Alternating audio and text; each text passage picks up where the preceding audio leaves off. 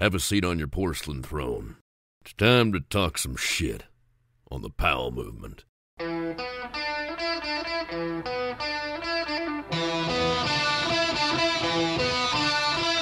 Welcome to the Powell movement. I'm your host, Mike Powell, and this week I want to start things out with a very sincere thank you for my wife, Ange, and I. And really, we can't thank you enough for all the thoughts and prayers and good vibes and offers of help and offers of food and offers of everything. It's really so amazing, the outpouring of support that we're receiving. And while we want to get back to each and every one of you, please know that we love you and we thank you, and we don't mean not to get back to you. There's just so much going on in our lives right now, and some things are slipping through the cracks, although it's not our intention. And for those of you that are still in the dark about what's going on in my situation, I know I've been very cryptic on my intros the past few weeks. I will share as much as I'm willing to talk about right now. See, my wife Angela, she goes by Ange, she was unlucky enough to have to spend 2 nights in excruciating pain with no painkillers or even water in a Seattle emergency room for 8 total hours before seeing a doctor. And when she was admitted, she underwent emergency surgery and woke up with a mass removed. After the surgery, we were in the hospital for the first week of this long recovery, and we were hoping that the mass was a random blockage that they would be able to remove. But after a painful week of waiting for test results, we received the news we feared the most. My wife Ange has been diagnosed with cancer, and we're scared, angry, sad. There are so many emotions going through our heads right now. And while we need to get into fighting mode, that all starts on Halloween when we meet our oncologists for the first time. So we've spent the past week waiting to see what the future is going to look like, and that's so nerve-wracking. And everything we've been dealing with during this time has seemingly turned into a comedy of errors, but none of it has been that fun or funny, although I'm sure we're going to laugh about some of this stuff one day. But I'll give you a couple examples of what's been going on. So we have been dealing with home nurses, and a wound nurse comes to our house to clean the bandages and teach us how to use our medical devices. The first one shows up, and she reminds me of an old high school PE teacher that's in her 60s, in wiry good shape that you would expect to always be wearing a teal Fila tracksuit. Anyways, she's supposed to be at her house at about 3:30 p.m. for her first appointment, but she shows up at 8:30 a.m., like 7 hours early. Now, I'm always one for never being late, but this was ridiculous and served as red flag number 1. Her explanation was she was supposed to be at some electrical burn victim's house, but whoops, she's at our place right now. So while that guy was stuck suffering, this woman treated Ange, and she really knew what she was doing. She left us with a sorry for being early, and I'll schedule another wound nurse for Monday. So we get to Sunday night, and Ange is excited for a dressing and a device change. While I've learned to do these things, it's always more comfortable when a pro does it. So we don't hear a word from our wound nurse on Monday, and towards the end of the day, Ange calls the nurse's office to see what's going on. And the nurse is like, "No, you actually have this nurse, and she's going to be coming over tomorrow." And we're like, "Okay, we'll go another day," even though Ange is starting to get miserable. The next nurse shows up as planned on Tuesday, and while I'm getting supplies ready, she's looking at them and calling them by the wrong names. We're all masked up, so when I look over at Ange, both of our eyes are bug-eyed, and Ange makes a comment about how that's not what the device is called. And then when I ask her if she's ever done this before, she's like, well, I've done something similar." And I'm like, "You are not touching my wife." And I'm immediately put into a mix of upset and angry right away. We ask the woman to get her manager on the phone, and the woman's like, "I'll go outside and call her." And when she comes back inside, I asked this nurse if I could possibly know more about what she was doing than she did. And she actually said yes to me. So we asked her to leave, and we were totally disappointed. Things shouldn't be like this, but they are, which is what we're quickly learning. And you always need to be advocating for yourself. We're learning that as well. So the managing nurse gets back to us, and they had found a nurse who could show up last minute at our house, much later than regular hours, which was greatly appreciated. But I had already stepped in and done all the work. So we canceled with that new nurse, and we hoped my work would be adequate. And it was. The last kind of funny thing that happened this week is based around a cleaner that my mom had hired.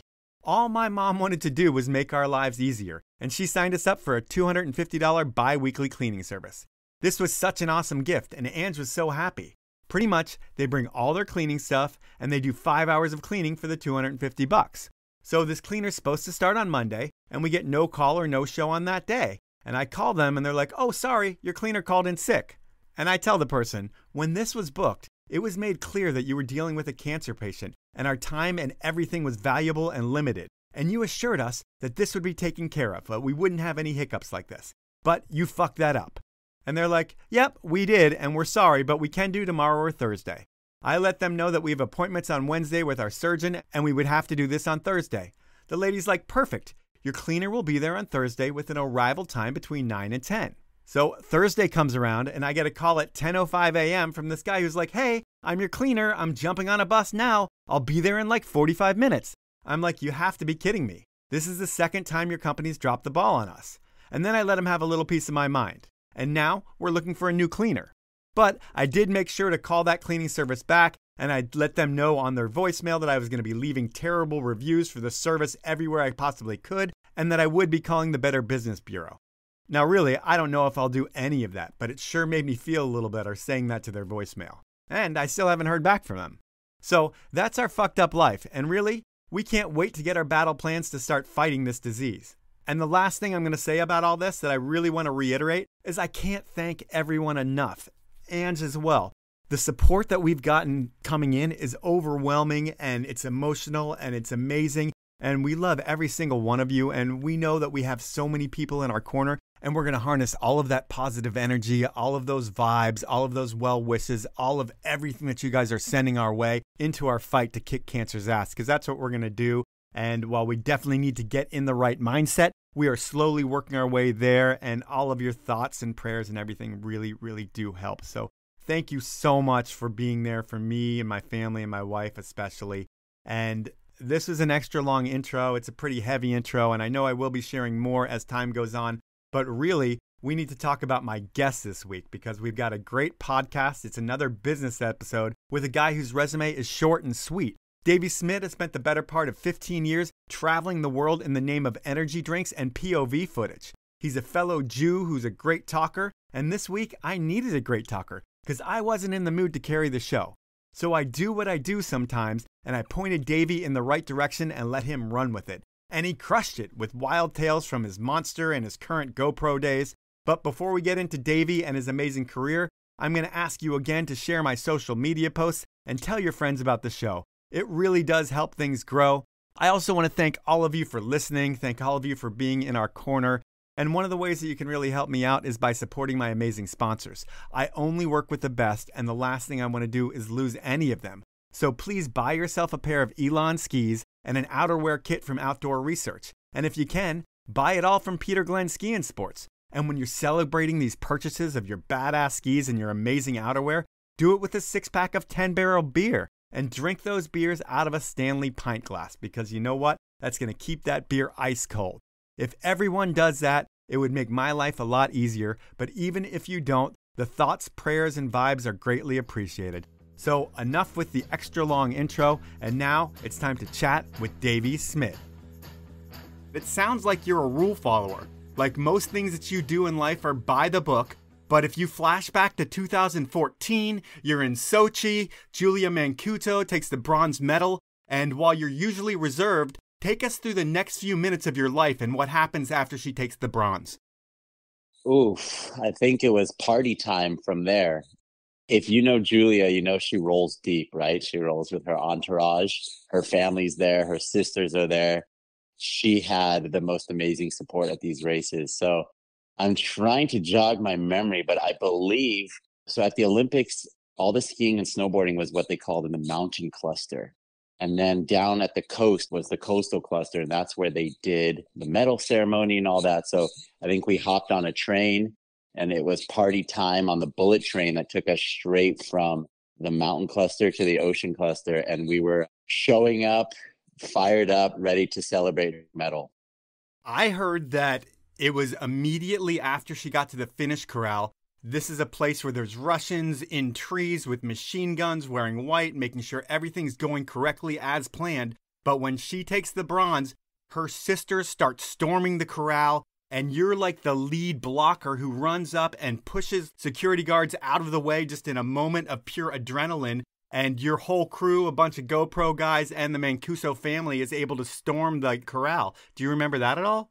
Yep, totally. You got it. And it was so funny because there was a big language barrier.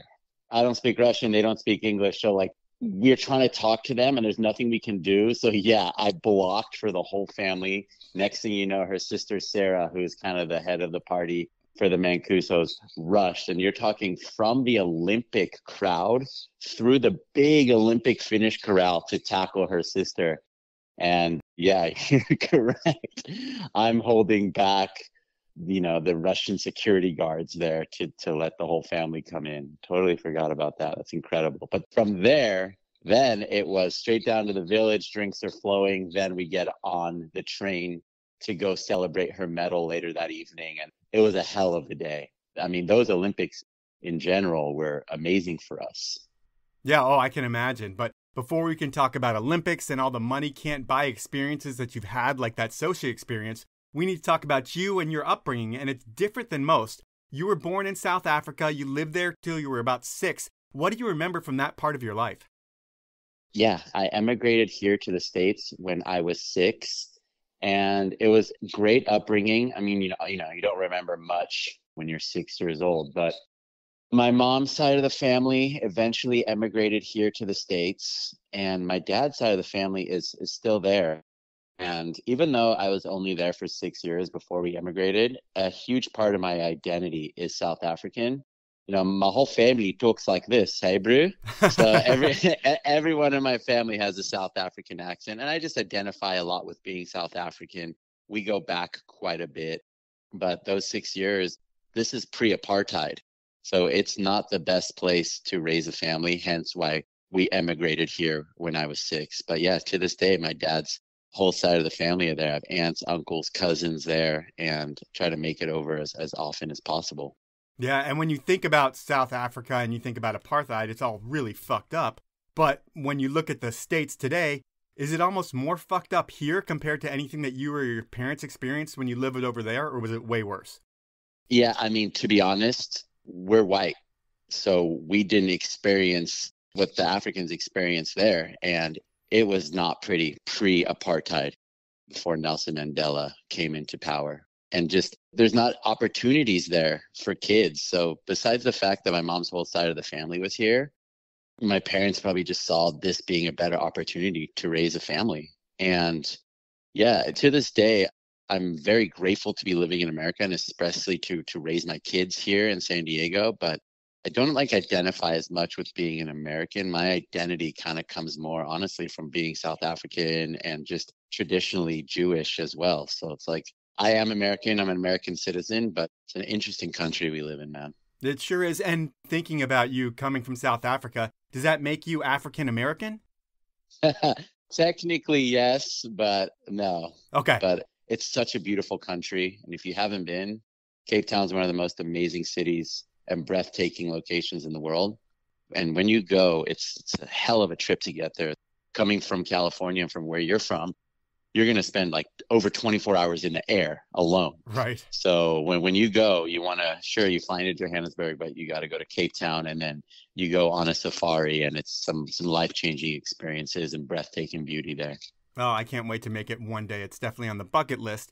And you said that you're Jewish. I'm Jewish as well. And recently, Judaism has been in the news a lot because celebrities, and when I say celebrities, Kanye West, who has millions upon millions of followers, says he's coming after Jews, and he says he can say all the anti-Semitic shit he wants and not get in trouble. And while he did get in trouble yesterday, it took like 2 weeks before anybody seemed to care that he was hating on Jews. What are your thoughts on all that? Anti-Semitism exists daily. This is just kind of when it comes to the surface, when people see it on their social media. And, my wife's grandfather, he's a Holocaust survivor. Okay. So I'm not religious at all, right? We are just kind of traditional. We do the high holidays and whatnot. Reformed, kind of? Yeah, maybe we'll install some of that into my kids. Yeah, sure, we do Hanukkah, but it's pretty on the traditional side than on the religious side. But I'm very proud of my religion and my ancestry. And it's so sad to see this, And when I was growing up, they would always bring Holocaust survivors around us to tell their story and to relive the attempted genocide on the Jewish people. And, that has just always been installed in me that there was a regime out there that was trying to wipe out an entire religion. So to this day, when you see that still existing, it's so sad, and it's so backwards, and it's so ugly and disgusting that there's no place for that, you know? Yeah, totally. Kanye is a genius, you know, and I love his music, but I mean, I guess I can say I loved his music, you know, like he has no place with me anymore. And some of his music was some of my favorite stuff growing up. I'll no longer listen to him. And there's just no place for anti-Semitism or hate in this country. It's pretty backwards where we've come. And it's just sad to see. And you know me, you know, we've been working together now, and I lead with love and not hate. So to me, all that stuff is just so foreign, so ugly. And I don't have a place for that. And, you know, now a big part of my focus is being a father and raising my kids. And I'm going to raise them to lead with love and gratitude. And there's no place for hate in this world. That's exactly how it should be, is the way that you're going to raise your kids. And normally in the podcast, this is the point where I would ask if you were rich, poor, or average. But with you, I'm going to ask you to describe the theme of your bar mitzvah. Hilarious. It was African themed. Okay. Like I said, I'm proud to be an African. So when everyone got their table settings, there was African drums, and we had like Zulu dancers come in and like African snacks. And yeah, the theme of my bar mitzvah was fully like an African safari type theme. Nice, nice. And what was the best bar mitzvah gift you received? Oof, I think a really nice watch. Okay. You're 13, you end up getting a really nice watch, and I probably lost it somewhere along the lines because I definitely don't have it. Yeah, there's so much stuff like that I got that I lost as well. I wish I still had the MCP ring, the gold ring, but I have no idea where it went, unfortunately. But that's most of the Jewish stuff I'm going to get into in the podcast. I usually get myself in trouble when I talk about Jewish people because since I am Jewish, I feel like I can say what I want, like how rappers can say certain words in their songs. But when Jewish people listen to the podcast and I make any jokes about money or stereotypical shit, they get really pissed off at me. So I've kind of stayed away from that, or I've tried to stay away from that. But I will say that Jews aren't known for being the best at sports. But growing up in Irvine, California, did you play any team sports? Did you surf? Did you skate? Or do anything extracurricular of note? Yeah, I had a kind of traditional life growing up. We lived in the suburbs in Irvine, and I played all the sports: soccer, basketball, baseball, you know, roller hockey, you name it. And soccer is kind of the one that stuck throughout the years.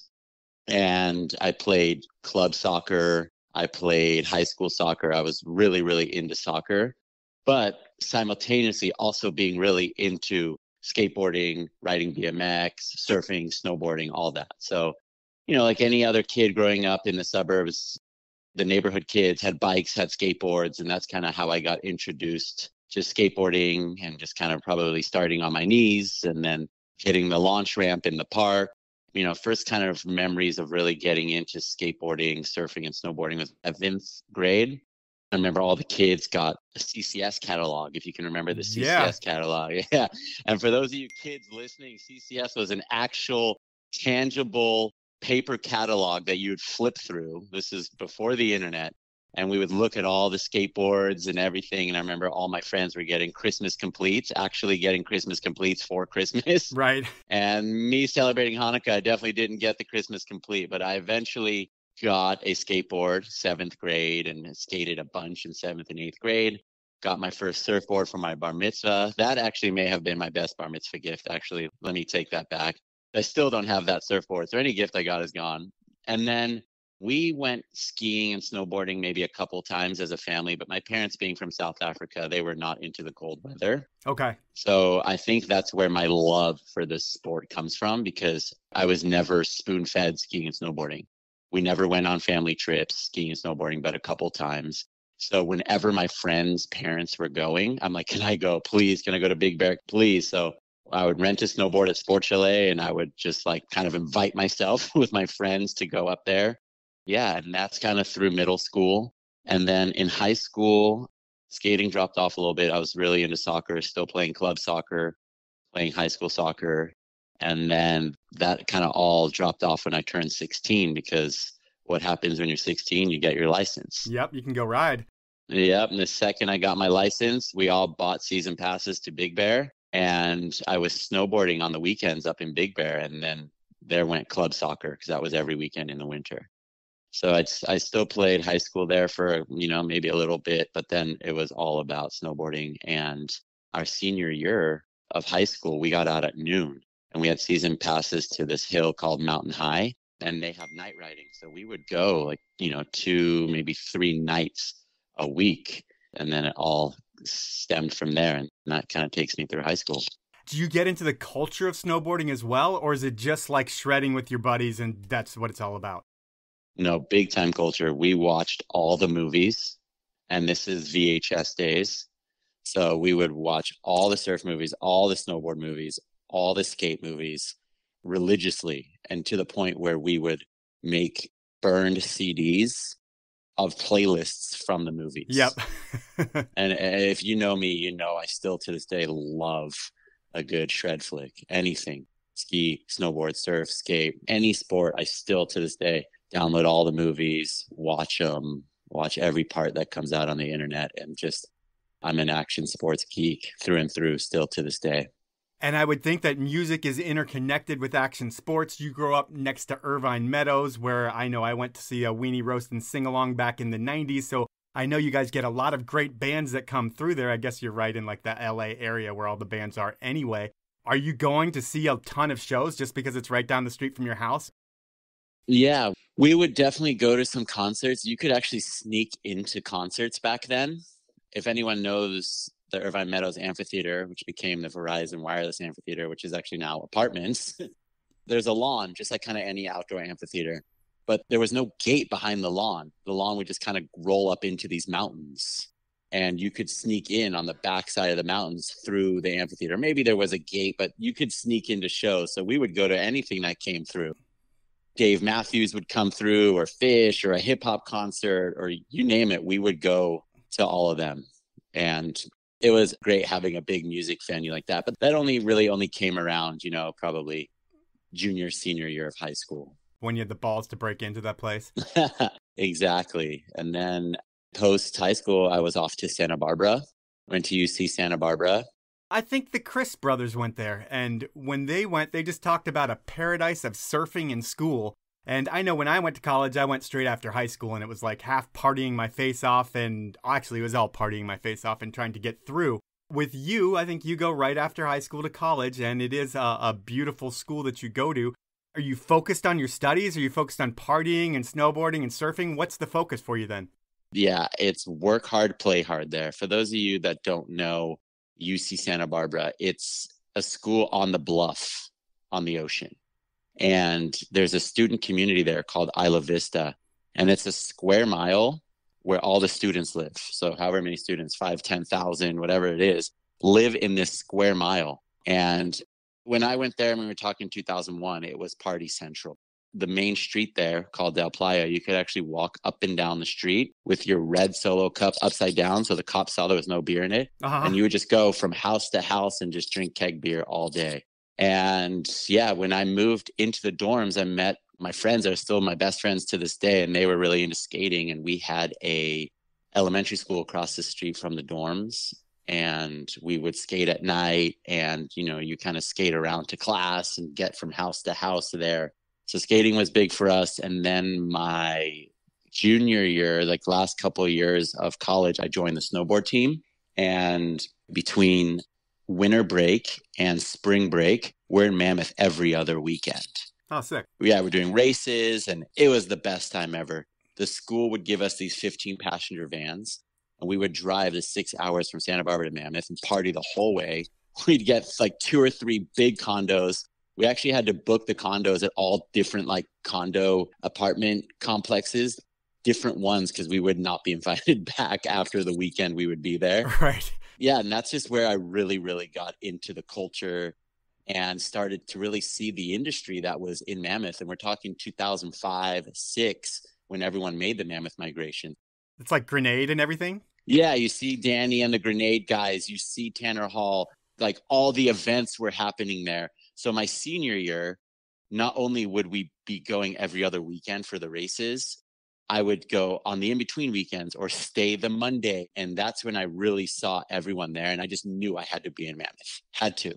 And I had my eye on the prize. I always knew I wanted to work in the action sports industry. And I knew I had to be in Mammoth to do that, right? Because every weekend we go up, we'd see all the pros. There were so many events going on at Mammoth at that time, especially in the spring. And I knew I had to be there.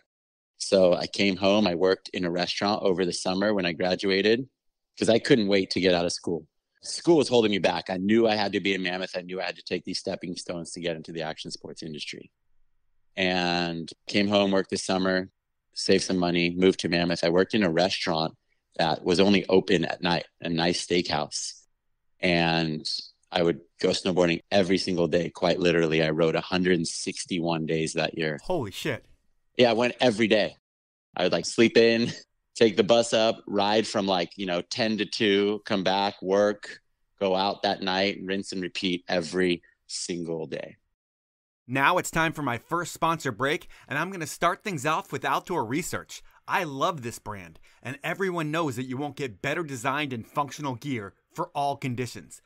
I mean, it's been designed and tested right here in the Pacific Northwest, and for over 40 years, OR is and has been known for making the best gear on the market. But the OR I'm working with today is so much different than the brand that sponsored the show 5 years ago.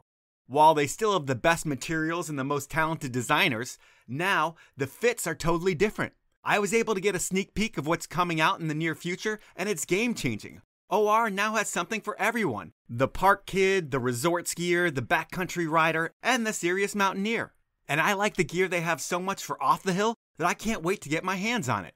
I'm stoked to have OR back in the mix and even more stoked on how the new product looks. It's a refreshing change that you're going to be able to see really soon when you head to an Outdoor Research dealer or head on over to their website, outdoorresearch.com. My next sponsor is Elan Skis, and I'm in love with my ripsticks. They are so fun and lively, all while remaining light and stable. And there's something different about skis designed in the Slovenian Alps by real skiers. And what's really amazing is that they built a solar power plant on top of their state-of-the-art factory. And Elan let me know that this independence from fossil fuels, along with the new solar plant, will provide a carbon sink as powerful as 15,000 trees on an annual basis. So not only will Elan skis make you a better skier, but they are putting their money where their mouth is when it comes to the planet. To find out more about all things Elan and what they're doing with their factory, head on over to elanskis.com. My final sponsor this round is a place you can get your Elan skis, your rollerblade inline skates, and everything for your summer fun. Think wakeboarding, swimming, and so much more. I'm talking about Peter Glenn Ski and Sports, and they have been the one-stop shop for all your needs for over 60 years. And these days, if you can't get to their store, well, you still have the same great experience online over at peterglenn.com. The site has all the brands, all the products, and they offer free shipping on orders of $49 or more, a no-hassle return policy, and they price match any reputable shop on the web. So please support the brand that supports me, and check out Peter Glenn before you buy somewhere else. Those are my sponsors. Now let's jump back into the podcast. Riding chairs and just seeing the pros and everything like that. Have you already realized that your superpower in life is like being a chameleon? Like, you can talk to the owner of your restaurant, you can talk to the pro snowboarder in the park, you could talk to any of your professors and have like a meaningful, real conversation where they're respecting you as well. And you can do that in any situation in life, because from everybody I talk to, that seems like the one thing that you have that's like a God-given talent. You are a people person, and do you realize this then, that that's going to be your meal ticket? Is just that your skill set revolves around how at ease you make people feel when you're getting them to do stuff? I don't know if I realized it then, to be honest. I think that maybe came later with having to deal with athletes and agents and having tough conversations and negotiating contracts and having to talk to like executives in companies. Right. I mean, I always knew I was outgoing, and I've always known I'm a talker, as you can probably tell on this podcast. So I definitely like knew I had the personality. I've always been super outgoing. I've always been loud. I've always been a talker. It's just who I am. You know, I don't hide from that. I kind of use it as a gift and as a strength, but didn't quite know it was a gift or a strength, if you will, until I started my career. So it's just kind of who you are, and then you realize later on it's actually a skill that's going to make you better at what you do.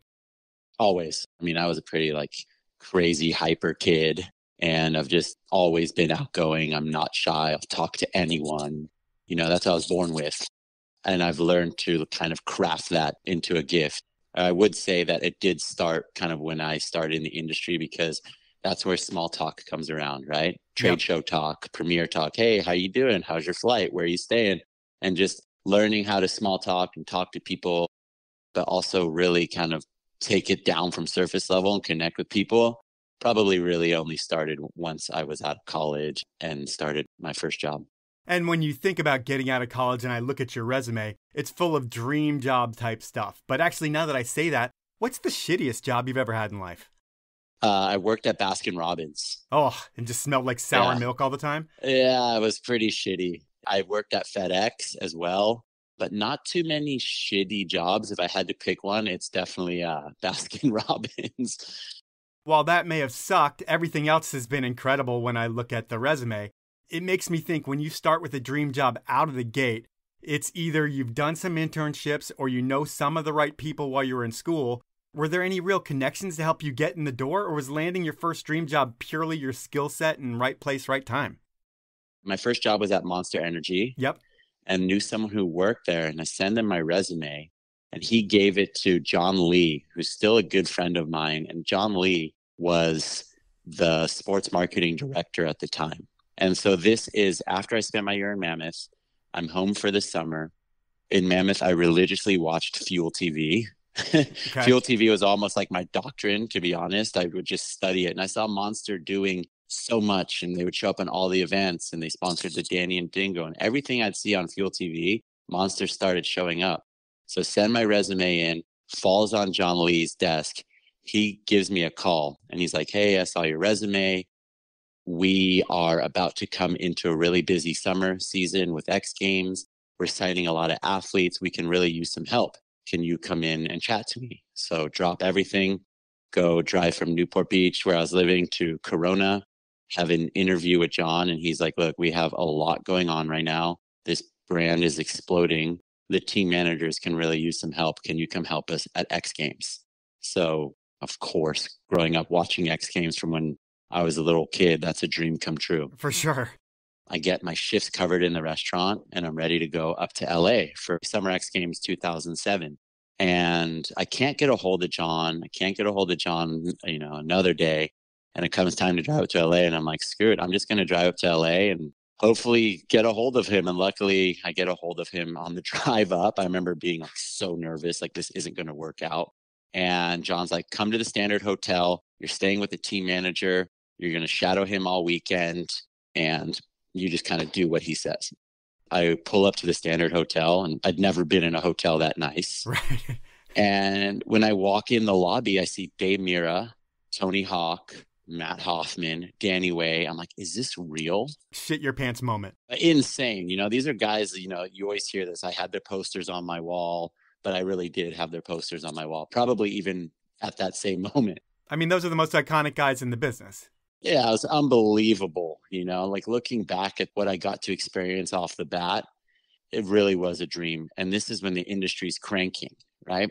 So I head over with the team manager to the Staples Center, and I'm just tripping as is because I'm on the floor of Staples Center, right? This is the house that Kobe built where the Lakers play. Yeah. So even just walking on the floor of Staples Center is unbelievable to me. It's all so new and such like all senses firing experience for me. And we're at the bottom of the mega ramp, and I'm watching, Dave Mira and Danny Way and all these guys launch off the mega ramp.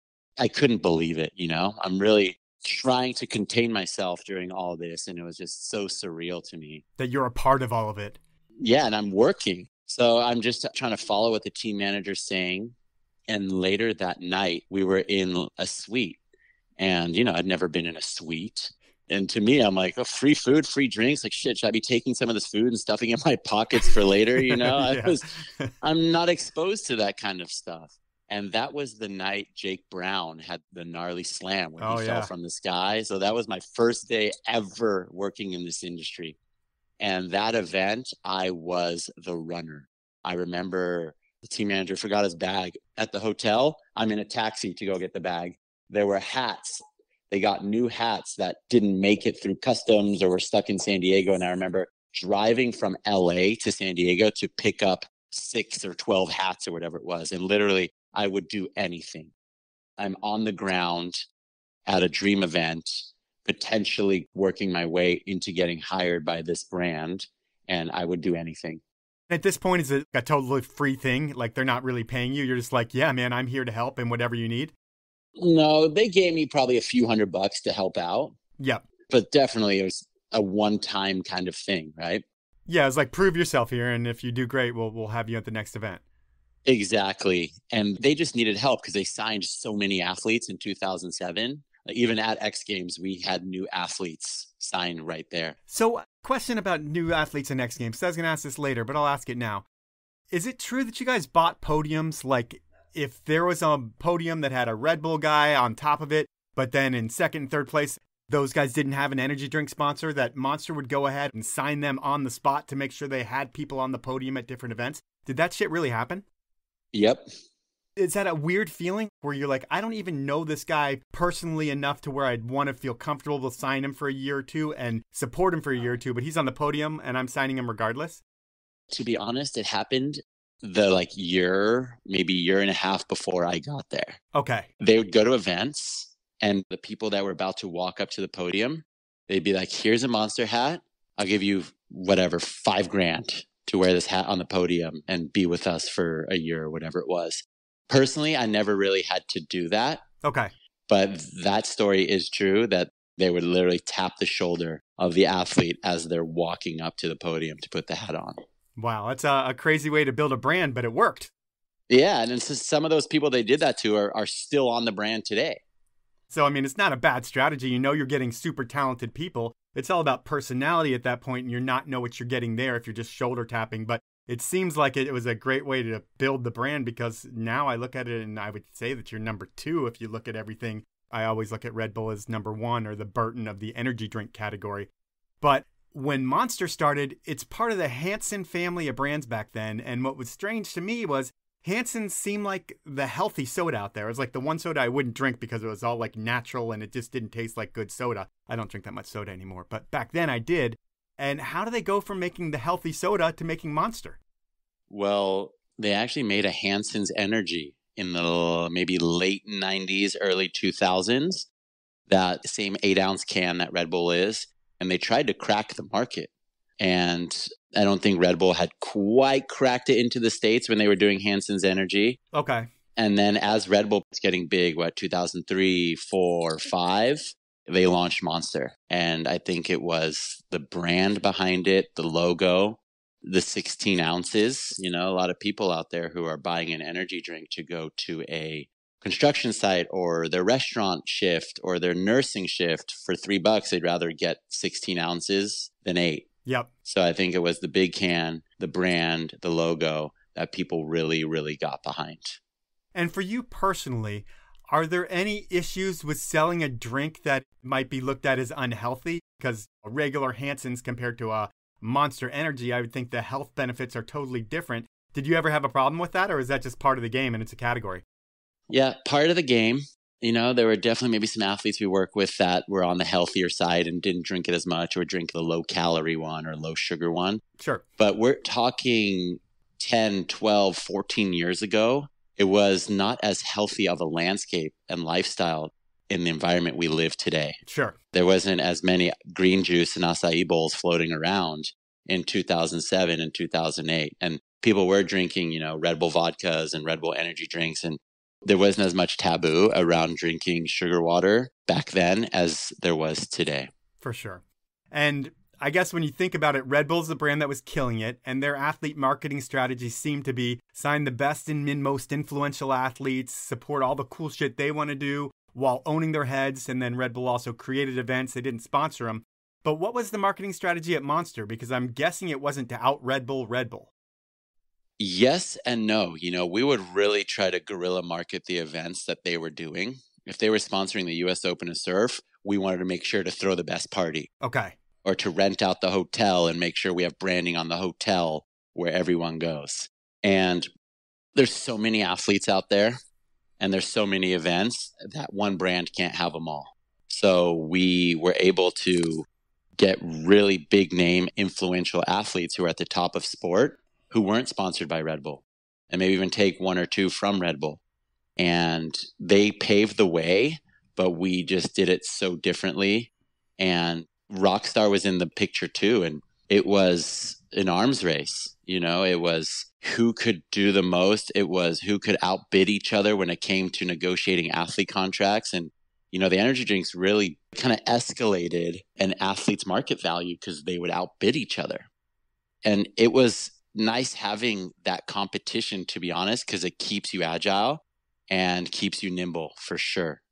So are you saying behind the scenes, anybody that we see with a Red Bull logo on their hat or a Monster logo on their hat, when they were in negotiations, a lot of times they were pitting each other against each other to get more money? Big time. And the agents would do that too. The agents are like, hey, we have this offer on the table. Can you guys beat it or match it? And we'd go back and forth. And it led to some very awkward conversations and maybe overpaying for some athletes. And that's where you really saw a crazy inflation in these athlete agreements because you had to outbid the competition. And it's come down a lot, obviously, since the 2007 to 2011 window. Sure. But those days, you paid big bucks. In the early days, in the early marketing days of Monster, it sounded like they worked with an agency and there was a guy named Hollywood and he ran the agency or he did something. Who was Hollywood and what was his role in your life in the early days of your Monster career? Hollywood had an agency that the guy who hired me and the team manager I was referencing to, they actually worked for Hollywood's agency. And they were basically the agency on record to run sports marketing for Monster. So it was all farmed out in the beginning? Yes, and I was hired in-house. Okay. They would only come into the office on Tuesdays and Thursdays, and I would be in the office every day. So I was this full-time employee for Hansens, Monster, not of Hollywood's agency.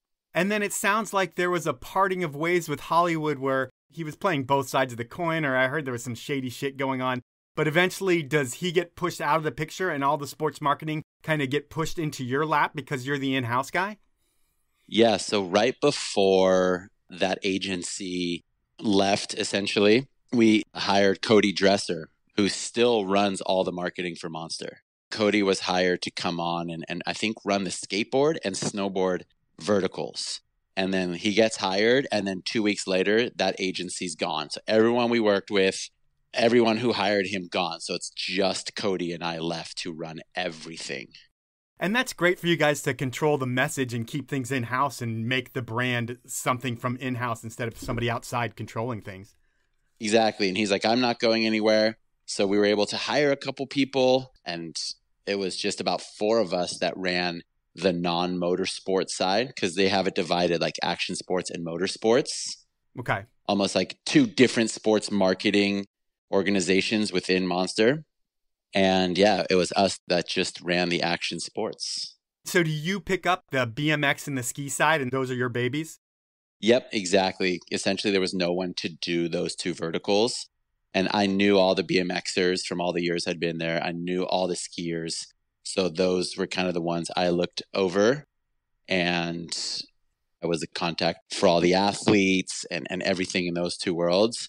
And then working with Cody and the crew on the snowboard and skate and surf side as well. So you inherit a team with like Dave Mira and TJ Schiller and Colby and all those guys. Are they all part of the program when you come in?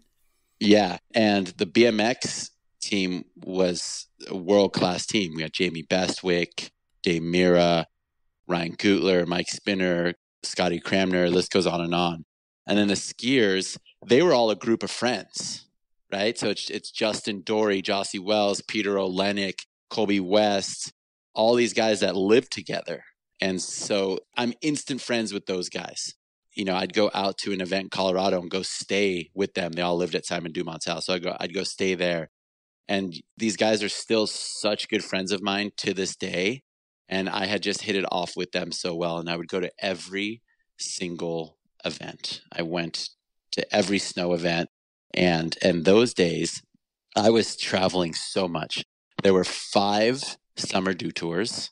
There were 3 winter dew tours, a summer X Games, a winter X Games. I mean, I was on the road 30 weekends a year or more. And that's meet everyone. Like I tell my team now at GoPro, I'm like, I want you guys traveling. I want you on the road. I want you to go to events. You'll travel. I'll stay back because that's how I met everyone. And that's how I got to know everyone, and I got to know my athletes really well and strengthen and deepen those relationships. But I got to know all the other athletes and all the agents and all the industry people, and just you grow your network. I tell my team, you're going to learn more from one weekend on the road than you will like three weeks in the office. Yeah. Also from the beginning at Monster too, to kind of go back to the X Games, is after that X Games event, they invited me to go to Surf Expo. So from X Games, the next week I'm going to Surf Expo, and they just invited me to go to event after event. And that's how I got to meet everyone. And then that's when they brought me in-house. And so with this whole gig and going event to event, is that kind of your training program? Like, there is no on-the-job training. They give you a budget, they give you contact information for the team, and they ask you to get more exposure than ever. But for you to learn how to do that, it's all about traveling and just learning on the fly? Yeah, and learning from that original crew that was there. Yeah, after I went to Surf Expo, I went to a lot of other events, and then they offered me a job in-house at Monster. And what I did is I came in, my first day, they had stacks upon stacks of magazines, and they wanted me to go through years of magazines, motorsports, action sports magazines, and flag every page that had a Monster logo. So I'm talking like 2-3 straight weeks, 8 hours a day of just flipping through magazines. Mm-hmm. And when you're talking about training, that was educational itself, because I went through so many magazines that I got to familiarize myself with all the motorsports athletes and all the athletes in the sports I don't know. So I have hundreds of magazines flagged. And then I spent another 2 weeks at Kinko's, literally standing probably 6 hours a day at the printer, printing these media books, and page after page after page on the copy machine. And we made these bounded books per sport, and we made these media books. I'm like, hey, I just spent a month making these bounded media books. I hope they actually get used. And come to find out, they would show them in investor meetings and the board of director meetings, and those media books that I made were actually used by the senior executive team. And I would never say no to anything. Anything they threw at my plate, I did, and I did it well. And that's eventually kind of how I was able to grow within there. Now it's time for my second round of sponsors, and I'm going to start out with Stanley. And you know them as the brand that invented the category of keeping your drinks hot or cold. You know, Stanley's the brand with that iconic green bottle that kept your grandpa's coffee hot all day long. Well, Stanley still makes that bottle along with so many other products. Think food storage, coolers and jugs, camp cookware. They have something for everyone's adventure, and it's not overpriced like the competition. Stanley takes pride in delivering what it always has, the best in quality at a fair price. And anyone who's used the product will tell you, nothing comes close to a Stanley. And for listening to this podcast, Stanley is going to give you the best discount you'll find anywhere. All you need to do is head on over to stanley1913.com, go shopping, and when you check out, enter the code DRINKFAST, that's all one word, all lowercase, at checkout, and you'll get 30% off your entire order. If you spend over $75, I'll throw in a limited edition Powell Movement beanie. My final sponsor is the 10 Barrel Brewery out of Bend, Oregon. Since 2006, 10 Barrel has been brewing the country's best beers, and they don't stop with just beer. Between their cocktails in a can that feature real hard A and they pack a punch, their clean line seltzers, which I've been drinking a ton lately, and their Profuse Juice IPA and Pilsner, which are my go-tos when it comes to their beers, I can't get enough 10 Barrel. And I know they have some flavors that you're going to love as well. You just need to try one. So next time you're at the store, please pick up a 6-pack of 10 Barrel and support the beer that supports more in ski, snowboard, and bike than anyone else out there. To find out more about the beer, the athletes, the events, and all things 10 Barrel, head on over to 10barrel.com. Those are my sponsors. Now let's jump back into the podcast. Red Bull is all about protecting their logo. They make it exclusive, and they own the athlete's head, and that's how it goes. With Monster, you go to a Supercross, and it seems like you buy a cotton candy, it comes with a Monster beanie, or you buy this, and it comes with something Monster. Was the thought process totally different there at Monster? Like, was getting the logo out there looked at as a way to get more brand recognition, but also a way to generate revenue? Yes. Maybe not so much on the revenue side, because the drinks were selling like crazy. You couldn't spend money there faster than it came in. So later down the line, we did more soft goods. We did the Chem Block line. We did all that as well. but we weren't as protective with the logo. We sold shirts. You could buy Monster beanies, hats, T-shirts. Now, they were the exclusive athlete hats. We would make those completely different, and people loved it. There was just the biggest brand fanatics out there, and we really bit onto that. And we served those customers and our fan base. And it was a different fan base than Red Bull. I don't know if this still exists, but in the office I used to work in, we would have this kind of wall of fame where we would find the craziest photos on the internet and print them out. And you would have no idea how fanatical these people are of Monster. Like, people would paint their cars to look exactly like Ken Block's rally car. There was a girl who made her quinceañera dress out of cut open flattened Monster cans. That's wild. And people dyeing their hair and Monster birthday cakes, and just people loved the brands. And it stemmed from the athletes we were working with and the events we would sponsor, and being kind of a lifestyle brand. Being a lifestyle brand and sponsoring all these events, I mean, you must have so many money can't buy experiences that are just dreams come true for you personally. When you think about the best Monster experience you had, what would that be? Did you have that Super Bowl experience or backstage with Lil Wayne, or what was the coolest thing you got to do on the Monster dime? Oh, it's funny. I always think I wish I could go back and experience what I experienced through my lens now, because I didn't know any better. The industry was so healthy then. We spent so much money that it was just the norm. One of the crazier things we did is, for Leanne Pelosi's snowboard movie, we premiered it on a boat with, 300 people at a premiere, and just cruising around the San Diego harbor for a video premiere. And that was a hell of a party. Just like, fuck it, because we can. Yeah, exactly. It's like, oh, you want to have a video premiere? Sure, let's do it on a fucking boat, right? Yeah. It's crazy to think these days. And then Winter X Games was insane for us. We stayed in Robert De Niro's house, and there was ski in, ski out, and that would be for the GoPro staff. Then we had a separate house just for an after party. So the bars would close, and then we would go to the second house just to party from 2 a.m. onwards. And I remember Little John came over one night, and just the craziest shit would happen. And it was a hell of an experience. And like I said, it was all normal to me then, right? The other brands were spending money like that too. And it was not out of the norm to have Little John at our after party. That's insane, man. I mean, I guess that's the Wild West of the energy drink days. Does the Wild West kind of end when Coke comes in and buys Monster and kind of handles the distribution? I'm sure it makes it a lot bigger, but I guess it would probably make it more corporate too. I mean, that was after my time. Okay. So that when I was already at GoPro. But Coke doesn't own Monster. They're just their distribution partner. Okay. So Monster was so big. Like I said, we couldn't spend it faster than it came in when I worked there. And then now all of a sudden it's being distributed by Coca-Cola. So anywhere in the world, every corner of the earth that there's Coca-Cola, there's Monster now. So the quote unquote funny money days I had then, I can't imagine it now. And the guys that I used to work with, a couple of them are still there, and they have it good over there. They do a great job, and they have the money to support the insane team they have, the big events they do. And sometimes I get a little envious of the budgets they have, but it was a hell of a 5.5 years there. And I'm just so grateful to get my first gig and to experience everything I did. And I really just got thrown in the deep end from that first weekend.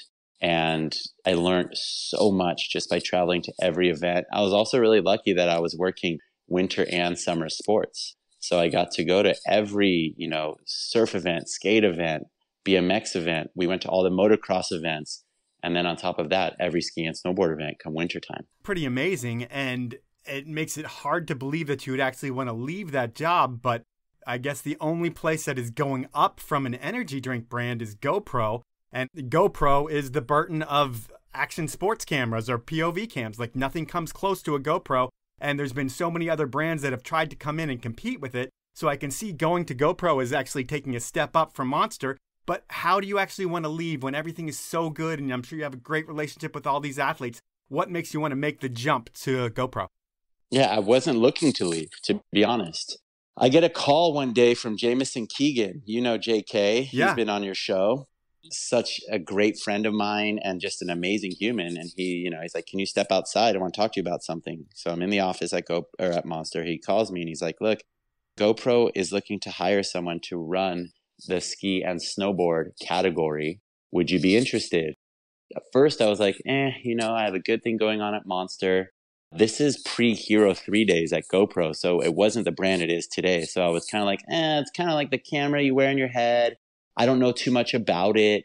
I do work with Tom Wallish, who's sponsored by GoPro, and they seem to take care of him. So you know what, JK, why don't I take the meeting? So he puts me through to Todd Ballard, who was running the sports marketing program at the time. And Todd calls me in for an interview. And, Todd is the sports marketing director and growing. And he's obviously not trying to manage athletes and trying to hire a team under him. So when I come in for my interview, it's not even really an interview with questions. He's basically like, you're going to be doing this and you're going to be doing that, and kind of running me through my roles and responsibilities as opposed to asking me questions interview style. You've got the job if you want it.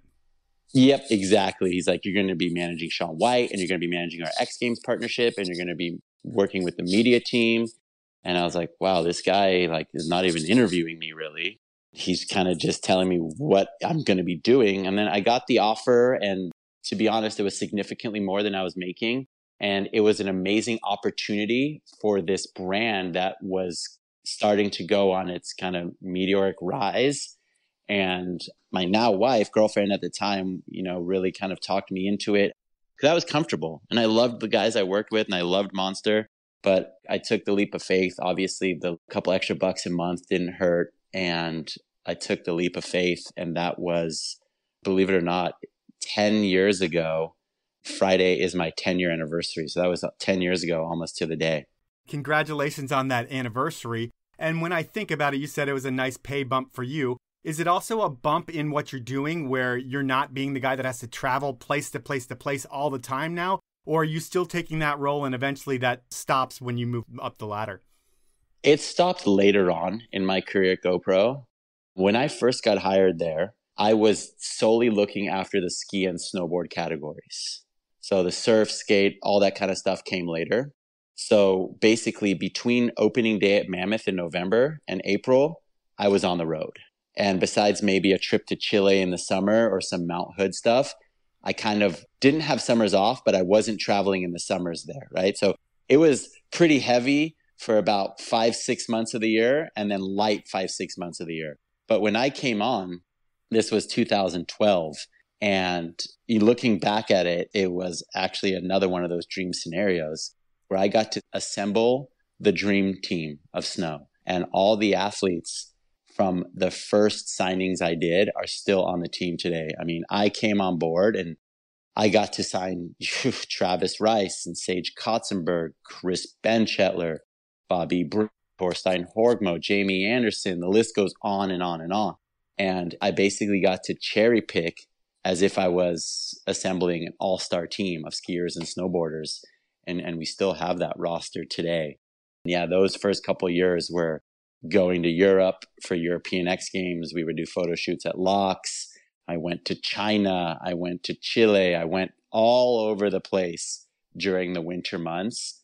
We had a partnership with the US ski and snowboard team. So I was going to ski races. I was going to all the Olympic qualifications. I went to the Winter Olympics. I mean, I was on the road for sure during the winter. And when I think about the athletes and how they get paid with a GoPro, it's a different kind of sponsorship than a Monster or anyone really, because like say I have a goggle sponsor, it's all about wearing those goggles and getting out there. But when you're on GoPro, you're expected to not just be a sponsored athlete, you're expected to create content. And that means you actually have to think about stuff and plan for stuff. Because of that, do athletes get more dollars from a GoPro because they're expected to do more deliverable wise? Or is it one of those status things where there's only a few elite people that are on GoPro and the pay is based on that? Yeah, probably the latter, more of a status thing. And across all the sports, it is this elite roster, the dream team, if you will. So people want to be a part of that dream team. And what we do is we enhance what the athletes are already doing, right? These athletes have to, especially nowadays, create content for a living. So we come on and we train them on how to use the cameras. Obviously, they get all the equipment to do what they need to do, but we help support them. And then we have an in-house machine backing them to help make edits, to support their products, to promote their videos, to promote their projects, everything they have going on. So we are just this arm to help support the athletes in what they have going on in their careers on the content side. So an athlete who's putting out a video that becomes a viral video, it's not just an athlete putting up a video and it becomes a viral video. There's a whole bunch of people behind the scenes making sure this gets seen by all different kinds of eyeballs. Yeah, I mean, we have a whole media team. We have a whole social media team, PR team, and our editors are the best in the world. So when you get this GoPro sponsorship, you get that team working for you. So you have a media team built in. Yeah, built in. We have in-house guys and girls that are all day long editing GoPro content and going on shoots. So when you sign to GoPro, yeah, you get a paycheck, you get free cameras, but you get to be a part of this machine we have in-house that now all of a sudden is part of your brand. And you have the editors working for you. We're taking you on trips. We're filming you. We're educating you on the product. We're working with your filmers. We're working with your other sponsors. We help the production and the rollout plan for your movies and video parts. And we really try to support the athletes and enable them to be the best brand they can on the content side. When you think about them on the content side, because you used to have, I believe it was like the athlete symposium, I forget what you guys called them, but it would be like an athlete camp where you'd bring all the athletes to a certain place and everybody would get trained on how to use the cameras. People would share best practices. But over the years, that's kind of changed into more of a athletes and influencers type thing. It's a content creator summit. And with the shift in not focusing on just athletes, but looking at the content creators, some of these guys who are maybe not full-on experts in their field like Travis Rice is to snowboarding, they can go out and put videos out that get 5 times the views as Travis Rice's videos because they're a great cook or something like that. When you look at an athlete compared to an influencer, are the athletes still more important or is the number of views more important? The athlete will always be more important because, yes, they're influencers, but influencers don't influence the people who are doing the sports that we are trying to sell cameras in. So if you're really into mountain biking, what's going to entice you to buy the new camera is watching an amazing mountain bike video, not the cooking video. Sure, that'll help you to realize you can use it outside of mountain biking, but we work with what we call advocates. They are our kind of professional content creators, and they are separate to professional athletes. So the athletes that we work with are also amazing content creators, but they're professional athletes and they can't be replaced. And then the win-win are the athletes who are top of sport and also amazing content producers. So like a Travis Rice video that gets 1 million views, would that be more important than some random chef who's getting 7 million views on a video? Yes, because we can then take that content in-house and we can make our own edits from it and take that content that Travis produces and provides for us to use within our own marketing efforts as well. And so is the deal that you send all these cameras to these athletes, they place their orders, and then do they just send you back SD cards and then you guys are able to work on their footage and send it back to them?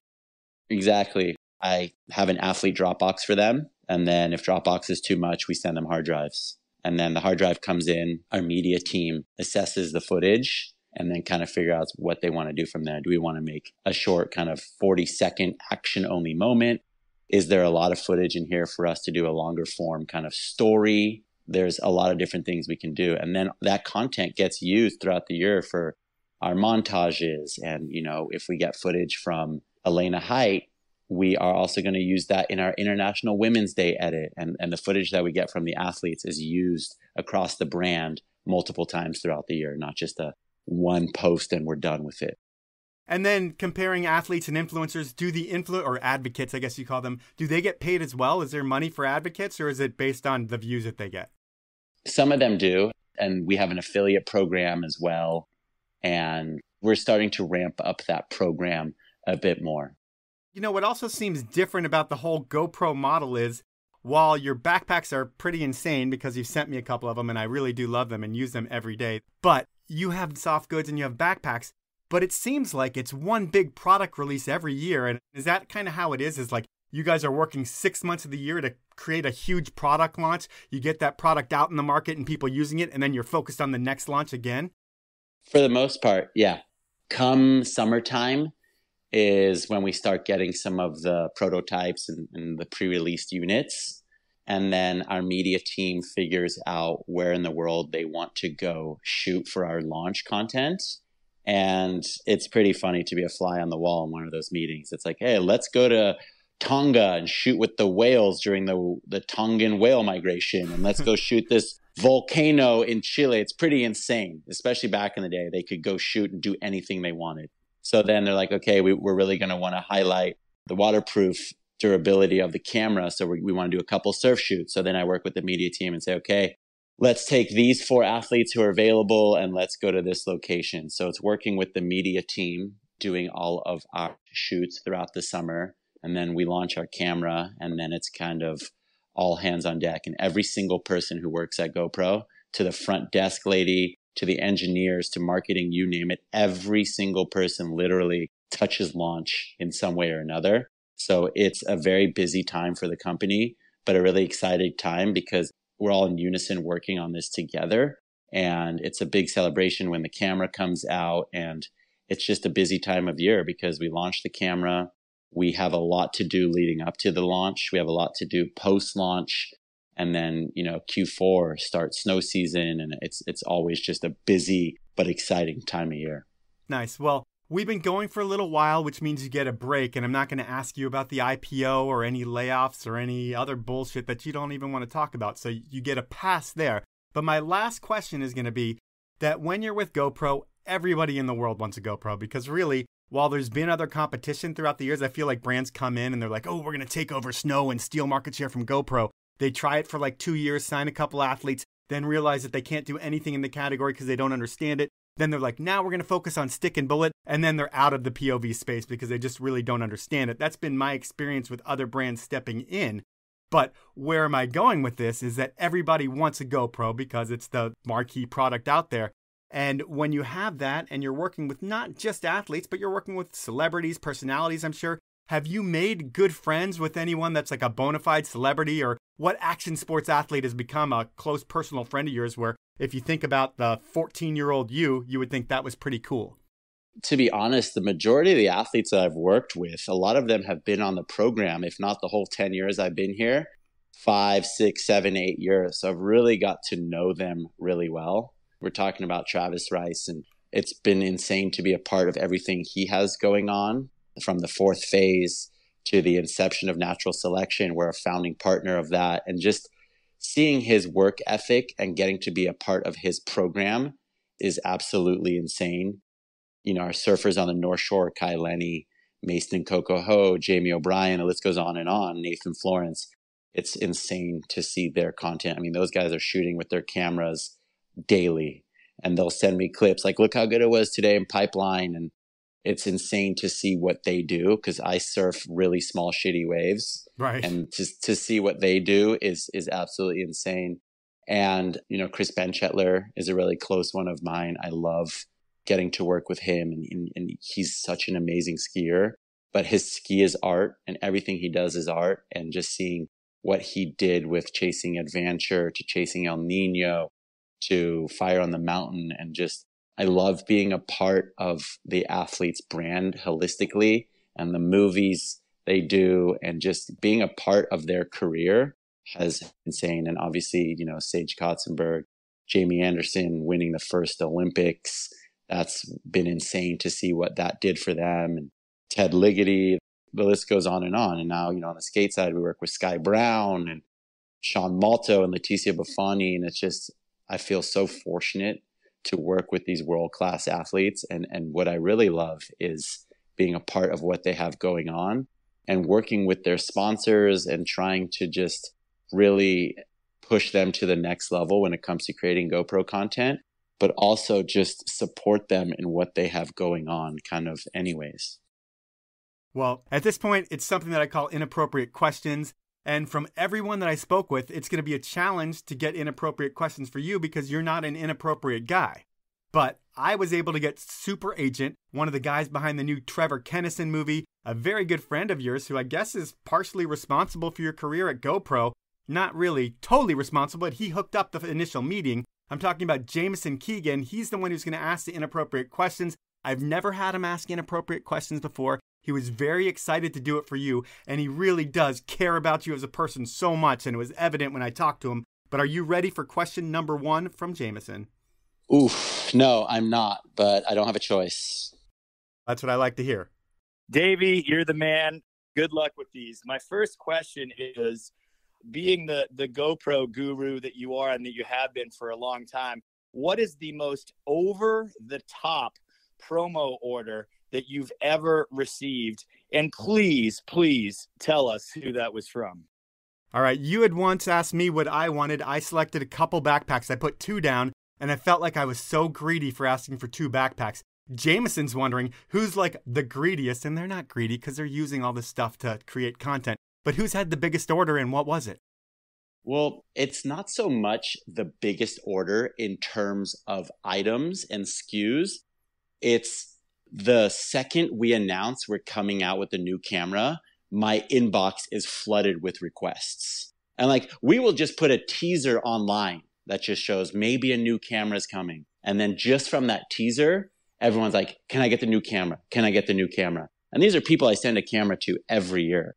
And you would be surprised by the amount of people that hit me up before the camera's even launched for a new camera. And I kind of like to play a little game when I get these emails because I know when people are asking me for a camera, so many of my emails on a daily basis are people asking for cameras. And I like to see how far into the email do they just kind of come out and ask for it, right? Some people, it's like, hey, Davey, how are you? Your vacation looked great. How are your kids? How is San Diego? Can I get a new camera? Some people come out and just ask for this. So it's kind of fun playing the game of how much small talk and kind of BS in your email do you get to before you just come out and ask for the camera. All right, we'll go with question number 2.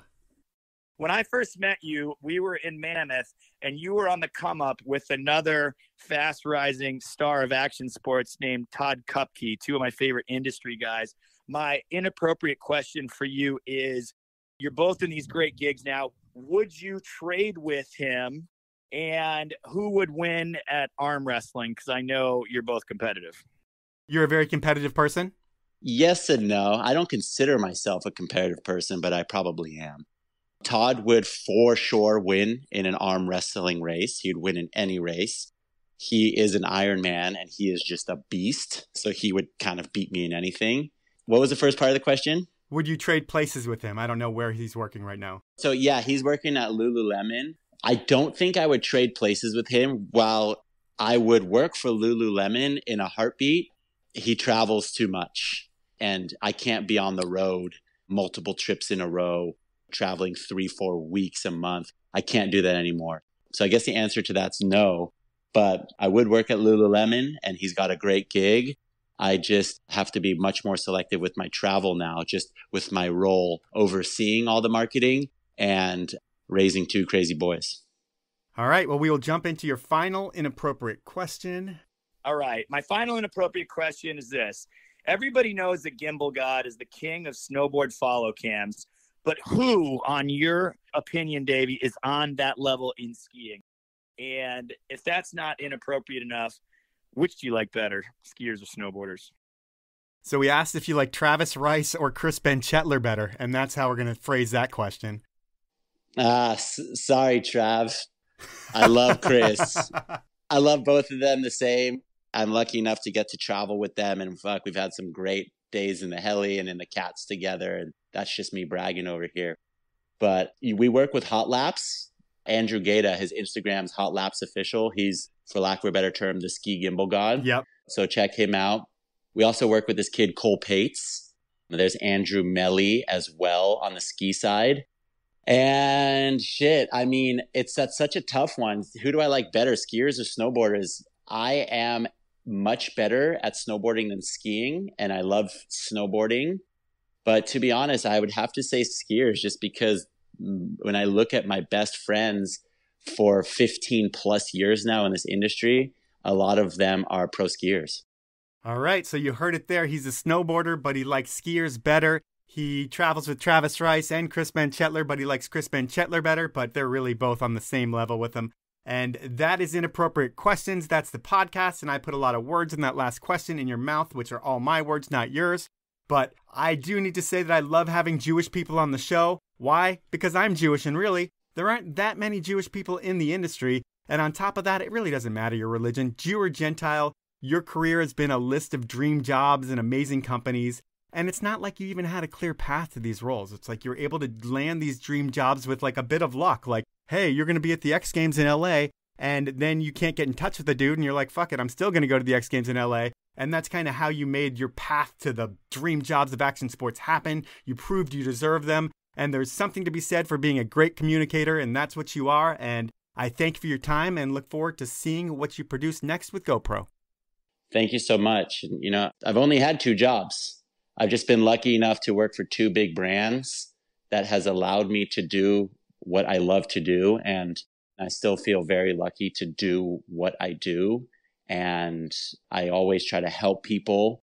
And, you know, if anyone out there is listening to this and has advice, people ask me all the time if I can help them with stuff. And I'm so grateful to be where I am. So if you want a message on Instagram, go for it. I just still to this day feel very, very, very grateful to be in my position. There's still so much more I want to do in this industry, but I'm so grateful to my path to get here. And just thanks to you, Mike, for having me. I'm a huge fan of your podcast. I listen to so many action sports podcasts, but no one has the gift of gab like you do and does the research you do and conducts an interview like you do. So it's kind of a trip for me to be on a podcast that I've listened to for so many years now. So that was time with Davey Smidt, and communication is really key to everything that you do in the world. If you're not a good communicator, you are not going to be good at your job, and I think Davey has proved that. He's excellent at communicating, he's excellent at following through, and he's a really likable person that people respect. And in action sports, if you're not talented enough to be a pro athlete, if you just have the passion for everything like Davey does, like I do, then you can still make things happen. You don't have to be the best in the world. You have to figure out what your skill set is, apply it to the industry that you're going to be in, and you can make yourself succeed with a lot of hard work and just saying yes to just about everything. That's what Davey did, and he was able to have one of the best careers of anybody that's been on the podcast. I mean, if you can think about the money that this guy has spent out of somebody else's checkbook on good times and athletes and just fun things all around, Davey has lived an incredible life, and I really do want to thank him for being my guest this week on the podcast. That's the show for this week. At this point, I have nothing else I want to say. I kind of just want to wrap this up with asking you to support my amazing sponsors who make this thing happen. They are Stanley, Peter Glenn Ski and Sports, Elon Skis, Outdoor Research, and the 10 Barrel Brewery. Have a great week, everyone.